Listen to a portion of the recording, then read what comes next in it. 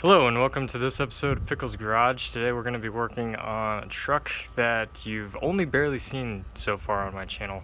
I'm slowly bringing it back to life, which is why you'll see some brake lines kind of shooting out. I'm in the middle of a brake line job, I'm waiting on parts, so figured I would show you another kind of tip.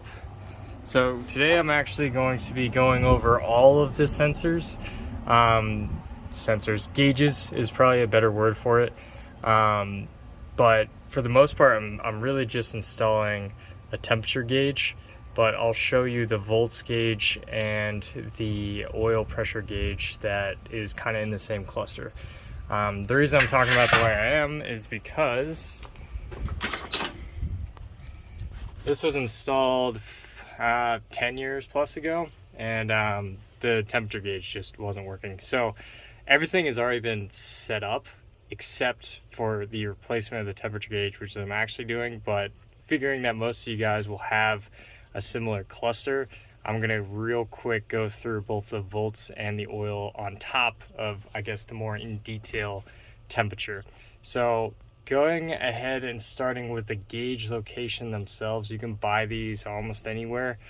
Usually they're in clusters like this, but you can also get the independent ones where you're just getting like a temp gauge or volts or whatever. We'll start with kind of the easier processes. So moving back here, let me get position. All right. So this is what the back of the gauges are going to look like.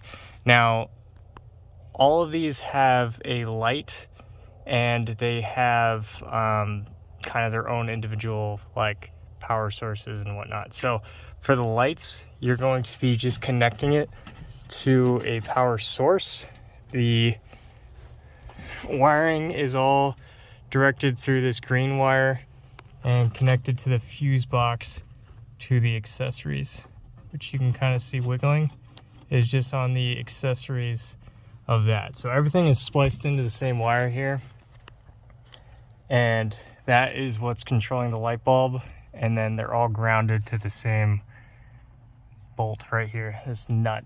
And so that's all their individual light and ground, all splicing into the same wire and all going to the accessories. So when the lights turn on, so do these. And again, they're grounded to function here. Now, the next portion is each of their individual either sending units, or for the oil, it's this tube. Now, the oil pressure has, like I said, this tube here, and it hasn't been running for a while, so that's why you see a lot of clear in between it. But you'll recognize this tube when I get to the engine bay, but I just want you to recognize what it looks like on the back of the unit is it just comes right here.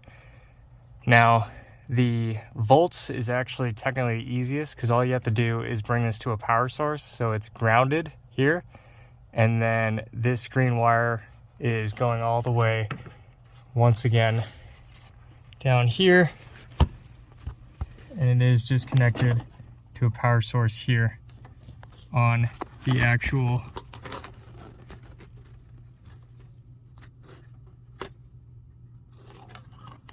fuse box.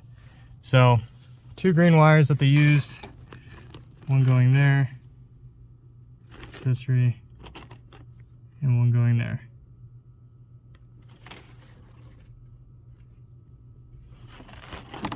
Perfect.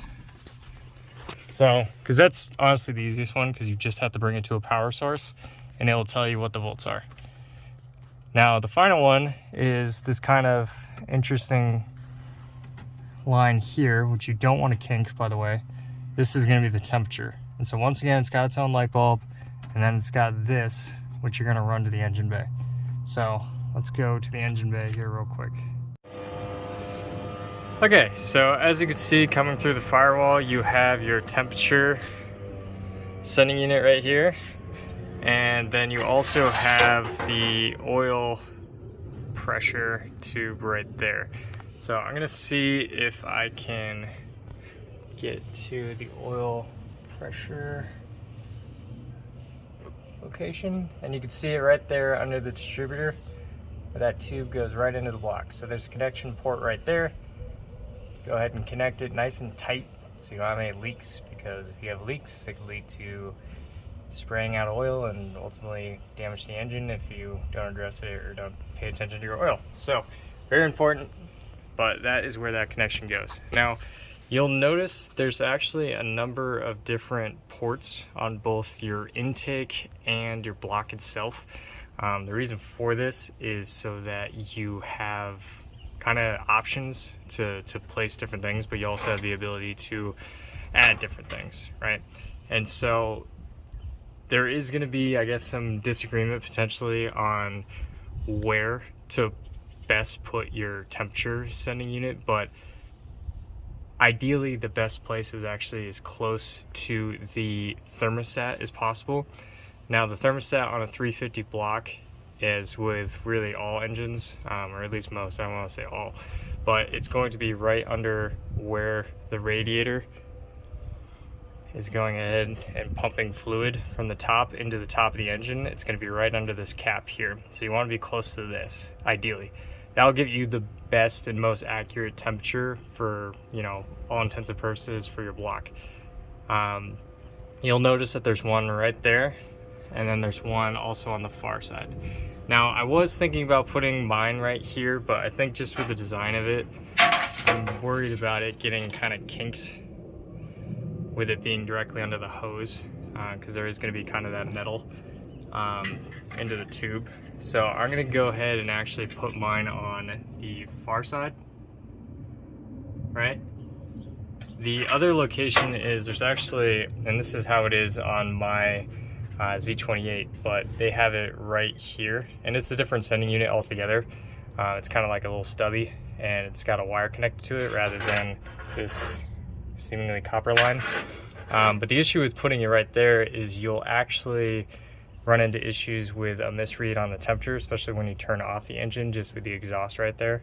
And so I wouldn't ideally put it there unless you have something that's not going to be affected by that exhaust, which I think if you have a wired system, you probably wouldn't have that issue. But especially with this, where it's essentially channeling the temperature down through, you're going to want to put it closer to the thermostat.